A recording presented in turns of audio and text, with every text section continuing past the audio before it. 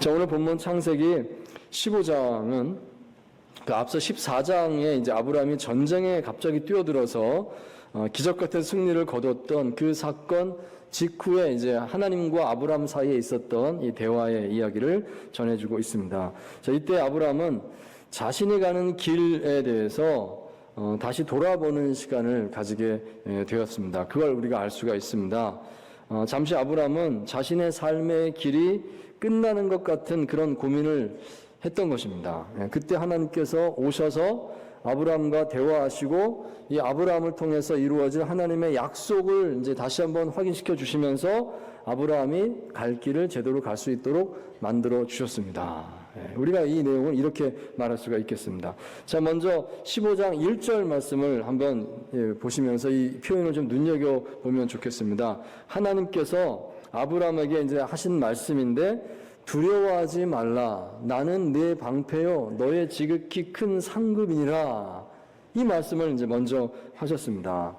하나님께서 아브라함에게 두려워하지 말라. 이 말부터 하면서 이제 말을 시작을 하십니다. 그러면 우리가 생각해 보게 됩니다. 아브라함이 뭔가를 두려워하고 있구나. 그러니까 하나님께서 두려워하지 말라. 이 말씀부터 하지 않겠습니까? 그러면 우리 마음속에 한번 헤아려 보겠습니다. 아브라함은 이때 무엇을 두려워하고 있었을까요? 왜 하나님께서 두려워하지 말라 이 말씀부터 하실까요? 사실 이때 아브라함은 가나안 지역에서 대단한 인물이 되어 있었습니다. 그렇다고 볼 수 있습니다. 이 앞에 14장 내용을 좀 참고해 보시면 아브라함은 전쟁에 뛰어들었는데 대승을 거두었습니다. 318명 자기 집에 그 하인들을 이제 군대로 만들어서 나갔죠. 주변에 좀 도움을 받았다 할지라도 318명 플러스 알파, 그 정도 되는 어떻게 보면 작은 군대입니다. 이 작은 군대를 이끌고 나가서 싸웠는데 이 메소포타미아에서 온 그 4개 나라 연합 군대, 이 군대를 물리쳤습니다. 기습 공격을 했기 때문일 수도 있겠지만 하여튼 물리쳤습니다. 그래서 이제 그들이 붙잡아서 끌고 가던 사람들 가운데 이제 조카 롯이 있었는데 롯도 찾아오고, 뿐만 아니라 수많은 사람들 다 살려서 다 데리고 오고, 또 빼앗겼던 그런 물건들도 물질들도 다 재물들도 다 찾아오는 그런 공을 세웠던 것입니다. 자, 그래서 이제 아브라함은 분명히 가나안 땅에서 유명한 사람이 되었을 것입니다. 가나안의 왕들도 다 졌는데 아브라함이 나가서 이겼으니까 얼마나 대단한 사람이었겠습니까? 이제 아브라함은 어떻게 보면 왕이 될 수도 있는 이제 그런 정도의 사람이었을 텐데, 하지만 아브라함은 이제 절제했죠. 모든 것 다, 모든 영광 하나님께 올려드립니다 하고 아브라함은 다시 이제 다 내려놓고 다 돌려주고 제자리로 돌아갔던 것입니다. 자, 그런데 그때에 아브라함의 두려움이 생겼다는 것입니다. 아브라함이 뭘 두려워했을까? 어떤 두려움일까? 하는 생각을 해보는 것이죠. 자, 그래서 어떤 학자들은 이런 얘기를 합니다. 이것은 아브라함이 그 메소포타미아 군대의 보복을 두려워하는 겁니다. 그런 거 아닐까요? 라고 이제 말을 합니다. 그런데 잘 생각해 보니까 그거는 아닌 것 같습니다. 그 군대는 1700km나 떨어진 저쪽 동쪽에서 온 군대였는데, 한 번 온다는 게 어렵거든요. 그 먼 거리를. 더군다나 그 많은 군대가. 그러니까 아브라함 한 사람 붙잡자고 또 그 많은 군대가 또 다시 달려온다는 것은 상식적으로 어려운 일이겠다 생각이 듭니다. 그건 아닌 것 같다. 아브라함이 그것까지 걱정할 일은 아닌 것 같다. 자, 그럼 무엇을 두려워했을까? 자, 이렇게 한번 해석을 해보게 되는 겁니다. 이 아브라함의 두려움은 영적인 두려움이 아니겠습니까? 지금 아브라함은 그 겉으로 되는 상황으로는 괜찮습니다. 지금 뭐 유명한 인물이 됐고 강한 인물이 되었고 승리를 했고 괜찮습니다. 그런데 아브라함은 지금 영적으로 불안한 가운데 있었지 않을까 생각해보는 것입니다. 이 아브라함은요, 하나님의 약속을 받은 사람입니다. 처음에 아브라함은 부름 받을 때 내가 너를 큰 민족을 이루게 하겠다 하는 이런 약속 주셨습니다. 그리고 너에게 이 땅을 주겠다. 이 가나안 땅, 이 땅에서 너의 자손 대대로 정말 하나님의 백성으로 살게 될 것이다. 이런 이제 약속을 주셨습니다. 이제 그 약속을 믿고 지금 여기까지 와 있는 것입니다. 자, 그런데 지금까지 그 약속을 받은 이후에 세월을 따져보니까 약 한 10년 정도 됐을 것이다 여겨지는데요. 아무것도 이루어진 것이 없는 겁니다. 아직 아브라함에게는 자식이 없습니다. 예, 자식처럼 아꼈던 롯도 다 떠나갔고 뭐 자식이 없습니다. 그런데 하나님께서는 자손들의 복을 주신다. 예, 풍성하게 이 땅을 가득 채우게 될 것이다. 이 땅이 너의 자손의 땅이다 하시는데 그게 이루어진다는 걸 어떻게 알겠습니까? 10년 동안 아무 일도 없었는데 그 아브라함은 지금 그 생각을 하지 않았겠는가. 예, 다들 괜찮다 좋다 하지만 마음이 공허한 겁니다. 도대체 내 삶은 어디로 가는 걸까? 무엇을 이루는 것일까? 제대로 되는 것도 없는데 이 마음에 두려움이 들었다는 것입니다. 그 마음에 두려움이 들었습니다. 여러분 이것은 오늘 우리도 마찬가지가 아닐까요? 열심히는 하는데 도대체 뭐가 되는지 모르겠다. 그럴 때 불안감이 들죠. 허무함이 들죠. 그리고 이것이 더 나아가서 두려움이 되는 겁니다. 이 치열한 경쟁사회 안에서 많은 사람들이 막 달려가고 있습니다. 여기서 달려가고 있고 저 사람 달려가고 있고 막 뭔가 대단히 하는 것 같은데 보면 나는 아무 일도 안 되는 것 같고 그러면은 그 마음이 두려운 마음이 되는 겁니다. 내가 아무것도 아닌 인생이 아닌가. 그런 마음이 오늘 우리 마음속에도 있지 않는가. 아브라함의 마음이 그랬겠다 하는 생각을 해볼 수 있겠다는 것입니다. 그래서 두려워했는데 하나님께서 나타나셔서 아브라함아 두려워하지 말라. 나는 네 방패요 너의 지극히 큰 상급이다. 이렇게 먼저 말씀을 하셨구나. 우리가 읽을 수가 있겠다 하는 것입니다. 여러분 이 말씀을 먼저 기억하면 좋겠습니다. 하나님께서요 두려워하지 말라 하시면서 덧붙여서 하신 말씀이 이 말씀입니다. 내가 너의 방패고 내가 너에게 지극히 큰 상급이다. 이렇게 말씀하셨습니다. 사실 이 말씀이 어떻게 보면 요약적으로 하나님의 마음을 딱 전한 겁니다. 내가 너의 방패고 내가 너의 큰 상급이 아니냐. 이렇게 말씀을 하신 겁니다. 다른 어떤 것이 아닙니다. 하나님이 우리에게 주시는 것, 열심히 노력해서 얻는 어떤 복, 물질, 어떤 권력, 뭐 이런 것이 아닙니다. 하나님입니다. 하나님이 나의 방패가 되시고 하나님이 나의 상급이 되십니다. 하나님께서 그것을 정확하게 말씀해 주셨습니다. 우리가 두려움을 극복하려고 한다면은 바로 하나님을 바라봐야 된다. 하나님이 내 방패시고 하나님이 나의 상급입니다 라고 하는 것을 알고 고백할 수 있게 되면 그러면 두려움을 극복할 수 있겠구나. 하나님께서 이 말씀을 먼저 아브라함에게 요약적으로 탁 던져 주셨다는 것입니다.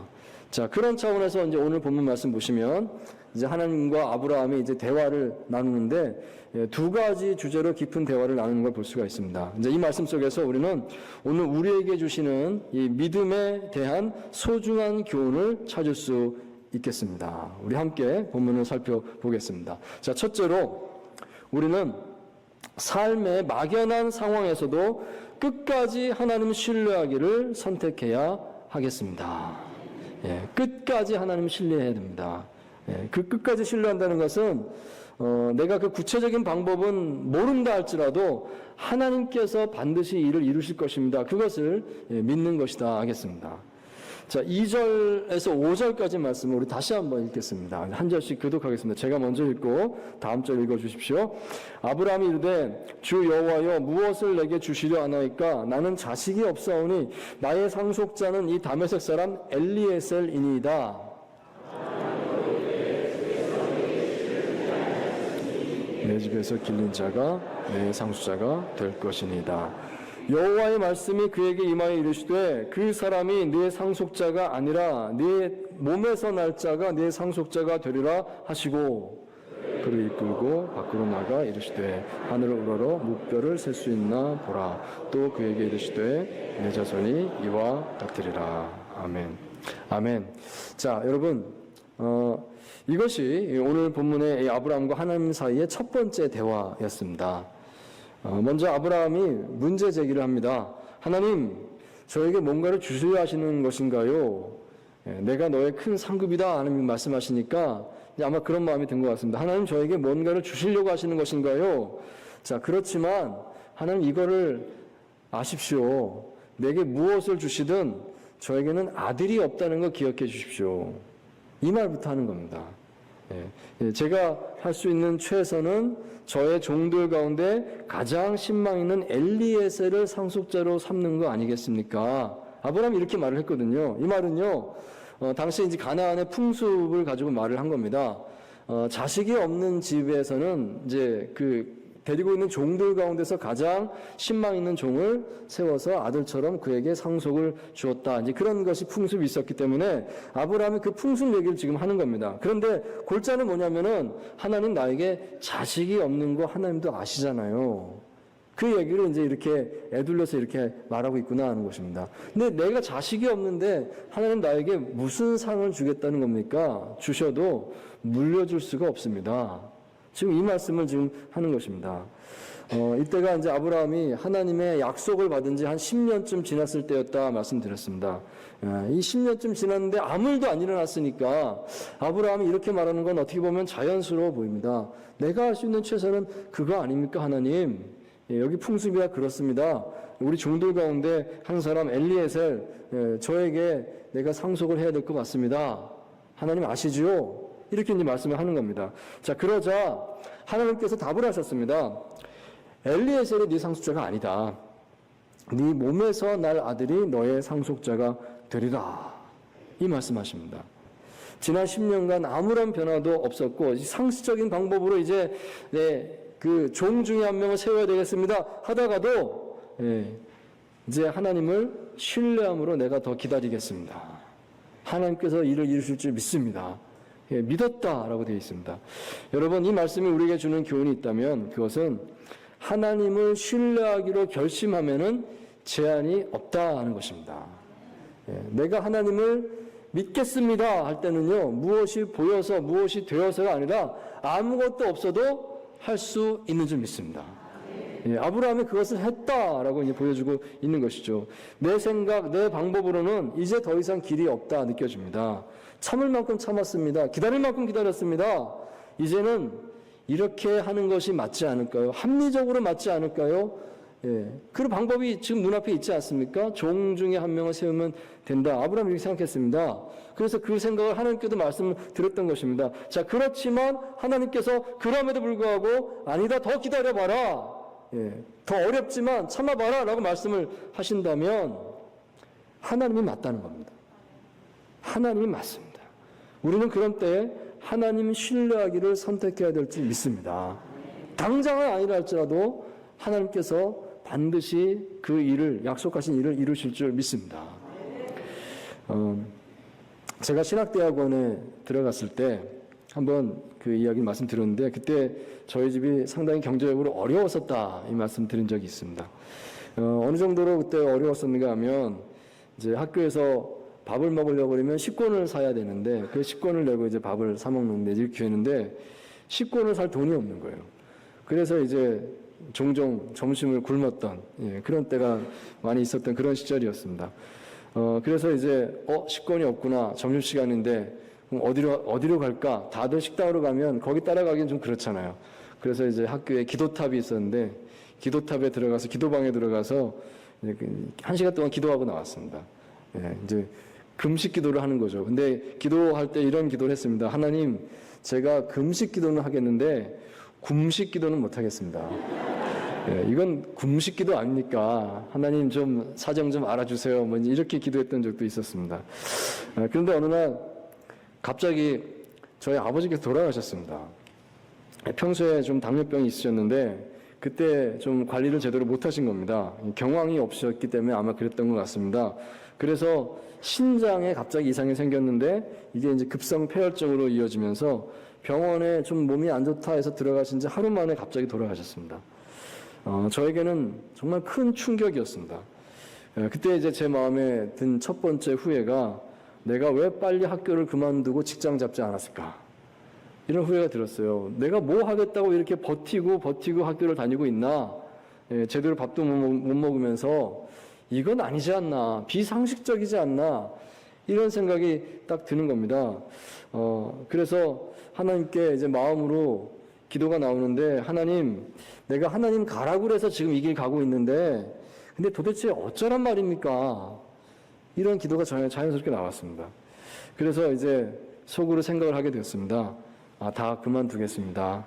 학교도 그만두고, 그때 제가 이제 교육전사로 섬기고 있었던 그 교회가 있었거든요. 사역하는 교회가 있었는데, 이 교회 사역도 다 그만둬야 되겠다. 이제 마음속에 생각을 했습니다. 자, 그래서 이제 다음 주 주일날 아침이었는데요. 어쩌면 오늘이 마지막이겠다. 이제 그런 심정으로 교회를 갔습니다. 근데 교회를 가려면 그때 이제 학교에서 마을버스를 타고 나가서 전철역에 가서 지하철을 타고 가서 또 내려서 또 마을버스를 타고 언덕을 올라가는 이제 그 언덕 꼭대기에 교회가 있었거든요. 그렇게 가야 되는데 그날 보니까 차비가 부족한 거예요. 예, 지하철까지는 타는데 지하철 내려서 그 마을버스 타고 그 언덕을 올라갈 만한 차비가 없는 겁니다. 정말 참 그러면서 이제 생각하기를 일찍 가야 되겠다. 가서 지하철 내려서 걸어 올라가야지 이제 생각을 한 겁니다. 그리고 이제 갔습니다. 가서 지하철 내려서 지하철역 바깥으로 딱 나오는데 이게 웬일입니까? 비가 내리는 겁니다. 예, 주룩주룩 아주 그냥 이 여름철 장마비가 막 내리는 겁니다. 우산도 없는데 차비도 없는데 이제 교회 간다고 양복 차려입고 나왔는데 비를 다 쫄딱 맞게 생겼습니다. 그래서 급한 대로 뛰어가서 어느 가게 처마 밑에 이렇게 섰습니다. 서서 하늘 쳐다보면서 비가 좀 잦아들지 않을까 이러고 이제 서 있는데요. 그때 제 마음속으로 기도를 하게 됐습니다. 그냥 나오는 기도입니다. 하나님 어쩌라고요? 하나님 어쩌라고요? 제가 이런데도 계속 이 길 가야 됩니까? 그런 기도가 나왔습니다. 그런데요, 때때로 하나님께서는 순간적으로 마음속에 훅 하고 짧은 말씀을 주실 때가 있죠. 자주는 아니지만 있습니다. 하필이면 그 순간에 하나님께서 저에게 마음속에 이렇게 뭉클하고 떠오르는 말씀을 주시는 겁니다. 학재야, 나를 사랑하느냐? 그러시는 거예요. 정말 야속했습니다. 어떻게 이런 순간에 사랑하냐고 물을 수가 있습니까? 그래서 대답을 하기가 싫었습니다. 그런데 물어보시니까 어떻게 하겠습니까? 짧게 답했습니다. 네. 그렇게 말했습니다. 그러자 다시 들리는 말씀이요. 이런 말씀입니다. 올라가라. 그러신 겁니다. 그래, 그럼 올라가라. 이런 말씀이 들려요. 비가 계속 오는데 양복 입고 서 있는데 올라가라. 그러면요. 그 비 맞고 가라는 거 아닙니까? 제가 정말 왜 그랬는지 모르겠는데요. 그냥 화가 나서 그랬는지 모르겠는데요. 올라갔습니다. 비를 그냥 확 다 맞으면서 막 걸어 올라갔습니다. 올라가는데 서럽더라고요. 막 눈물이 나는 겁니다. 눈물이. 계속 눈물이 막 비처럼 나오고 하늘에서 비는 내리고 근데 좋은 점이 제가 우는 걸 아무도 몰라요. 비가 계속 오니까 내가 우는 거 아무도 몰라. 그냥 실컷 울었어요. 울면서 그 언덕을 다 이제 올라갔습니다.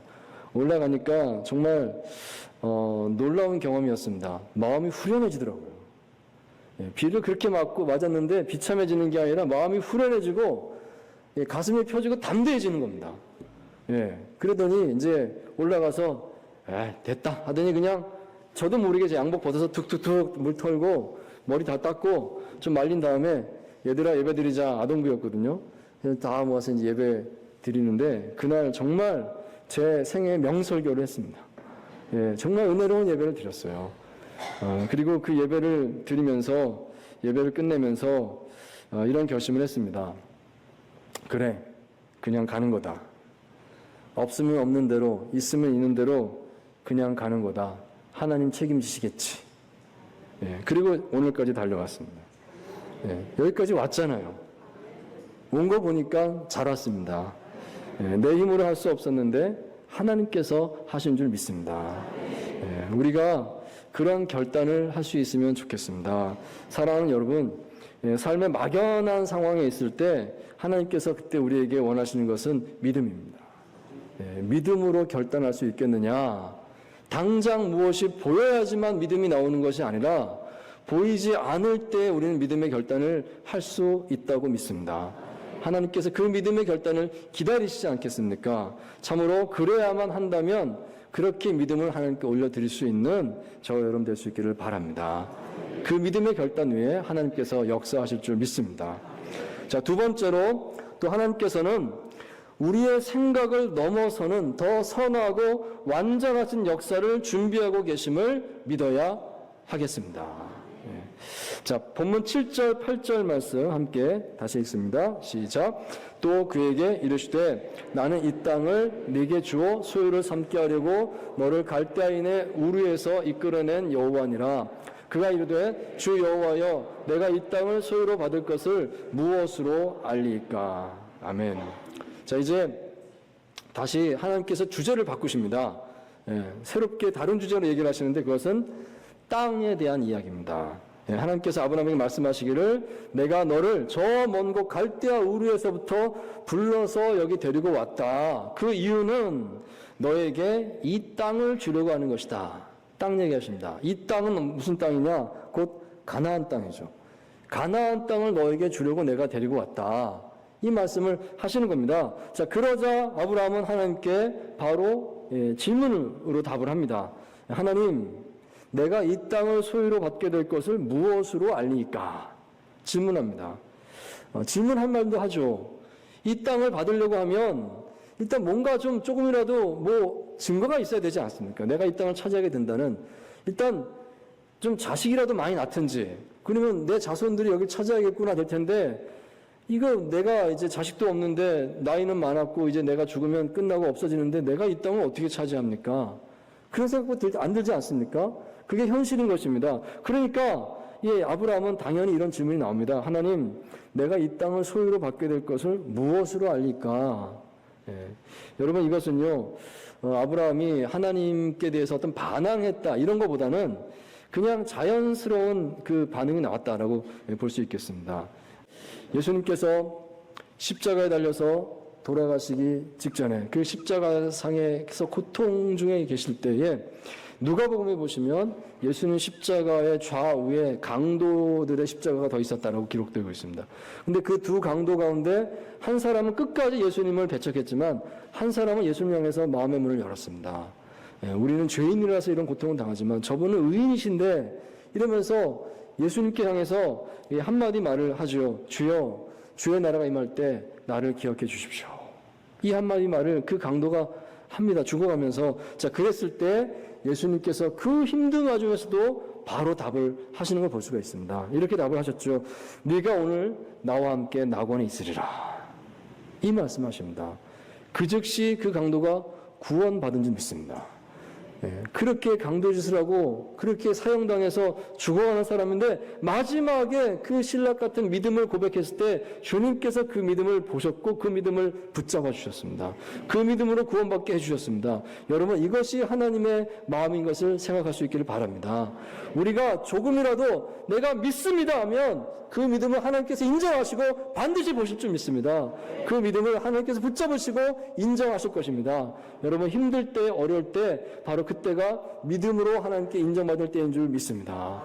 그렇게 믿음을 하나님께 올려드리시고 참으로 믿음으로 선포하고 믿음으로 인정받고 믿음으로 쓰임받는 저 여러분 될 수 있기를 주님의 이름으로 축원드립니다.